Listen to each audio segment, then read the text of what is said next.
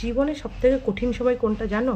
কেউ ছেলে মেয়ে মানুষ করে, কেউ বা তার বয়স্ক বাবা মা, কেউ বয়স্ক শাশুড়ি মাদের শাশুড়ি শ্বশুরকে দেখছে, ওদের মনে হয় ওটা কঠিন সময়।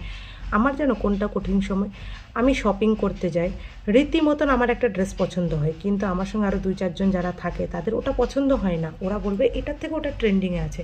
আমি বাধ্য হয়ে ওদের মন জয় করার জন্য সেই ওই ড্রেসটাই নেব। তারপরে এবার নিয়ে আসার পর আমি 2 দিন ঘুমাই না, এটা ভেবে ভেবে যে ওই ড্রেসটা নিলে মনে হয় বেশি আমাকে মানাতো। তারপরে যখন যখন আমি ওই ড্রেসটা পরবো তখন তখন আমার মনে হবে ইস, এই ড্রেসটার থেকে ওই ড্রেসটা বেস্ট। আর যদি কেউ বলে দেয় এ বাবা এটাকে ড্রেসটার কালারটা কেমন, তাহলে তো আমার গেল, আমি তখন কিছু করতেই পারি না। আমি মোটামুটি কারোর সঙ্গে শপিংয়ে গেলে আমি 14বার ভাবি যে প্রত্যেকবার আমি সাহস দেখিয়ে বলবো যে না না, তোমরা যেটা পছন্দ করেছো সেটা নয়, আমার যেটা পছন্দ সেটাই আমি নেব। কিন্তু রীতিমতো আমার হয়ে ওঠে না, আমি প্রত্যেকবারই ভয়ে ভয়ে বলি না। আর ওদের মন জয় করার জন্য আমি বলে দিই যে না না, এটাই সুন্দর, আমি এটাই নেব। কার কার সঙ্গে এমন হয়েছে অবশ্যই আমাকে জানাবে। আমি তো ভাই প্রচুরবার এই ভুলটা করেছি।